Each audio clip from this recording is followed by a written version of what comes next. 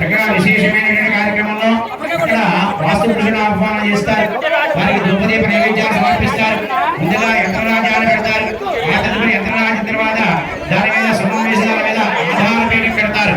ఆధారపీఠం మీద శుభముహూర్త కాలంలో శిక్కుని స్థాపిస్తారు. దానినే శంకుస్థాపన అంటారు. శిలామయ రూపంలో ఉండే శంకుస్థాపన కార్యక్రమం జరుగుతోంది. ఇక్కడ మన ఇళ్లలో ఈశాన్యంలో చేస్తాం, కానీ దేవాలయానికి స్వామివారు ఎక్కడైతే నిలబడి ఉంటారో ఆ ప్రదేశంలోనే శంకుస్థాపన జరుగుతుంది. ఆ శంకు మీదే రామచంద్ర స్వామి వారు నుంచి ఉంటారన్నమాట. అలా కింద భూలోకం నుంచి కిందకు ఉన్నటువంటి లోకాలు 7 లోకాలు ఉంటాయి. ఆ 7 లోకాల్లో ఉండే దివ్యమైన శంకు ద్వారా రామచంద్ర స్వామి వారి విలులోకి వస్తుంది. అలాగే పైన 7 లోకాల్లోకి వచ్చే శక్తి ఆలయ శిఖరం మీద నుంచి మాడుపుట్టులోకి వస్తుంది. ఆ శక్తి ఈ శక్తి ఆ విగ్రహంలో విశేషమైన దైవత్వాన్ని నింపుతుంది. ఆ భగవంతుడిలో విశేషమైన కళ నింపుతుంది. స్వామివారిలో ఆకర్షణ నింపుతుంది. అదే మన ఆలయానికి దినదినాభివృద్ధి అయ్యే శక్తిని ఇస్తుంది. ఆ శక్తి ద్వారా గ్రామం అభివృద్ధి అవుతుంది. ఆ దేవాలయంలోకి ఎవరు వచ్చి రామచంద్ర నాకు ఈ కష్టం వచ్చింది, రామచంద్ర నాకు ఈ పని అవ్వాలని చెప్పి ఎవరైతే నమస్కరిస్తారో ఆ కార్యాలయంగా సిద్ధింపబడతాయని ఆయన దివ్యమైన స్థితిలో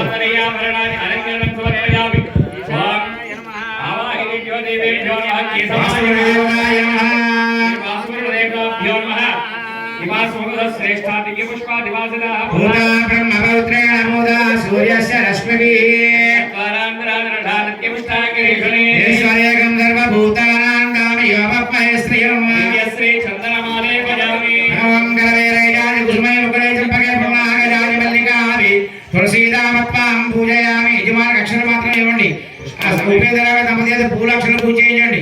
అందరూ వాస్తు పురుషాయనం అనుకోండి. మా పైన వాళ్ళు కూడా వాస్తు పురుషాయనం అనుకోవాలి. అందరూ కూడా ఆడవారు మగవారు చిన్న పెద్ద పుణ్యస్త్రీలు వితంతులని పేదలని అందరూ కూడా వాస్తు పురుషాయనం అనుకోండమ్మా. ఓం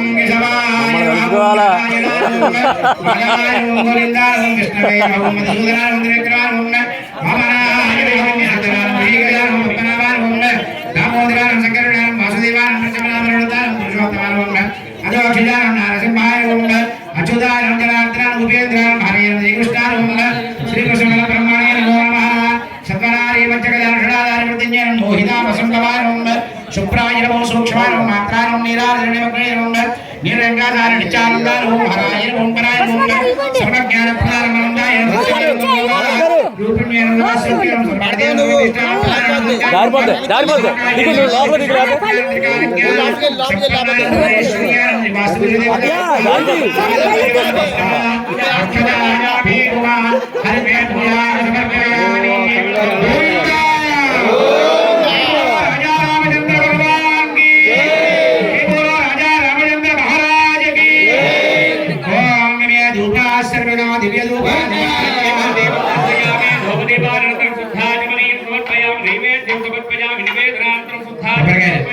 కొట్టించండి.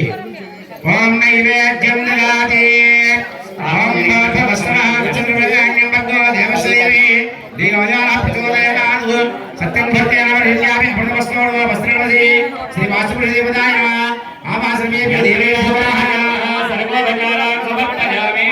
సమయం ఇంకా ఉన్నది. సమయం ఇంకా ఉన్నది నాన్న. 6 నిమిషాల సమయం ఉంది. ఓం అజాభాగం విశేషాన్ని వేదయామి.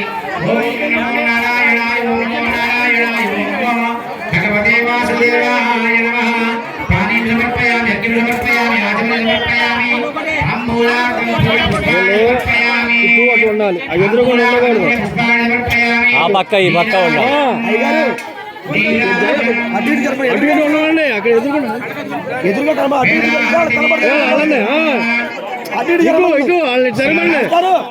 మాస్టారు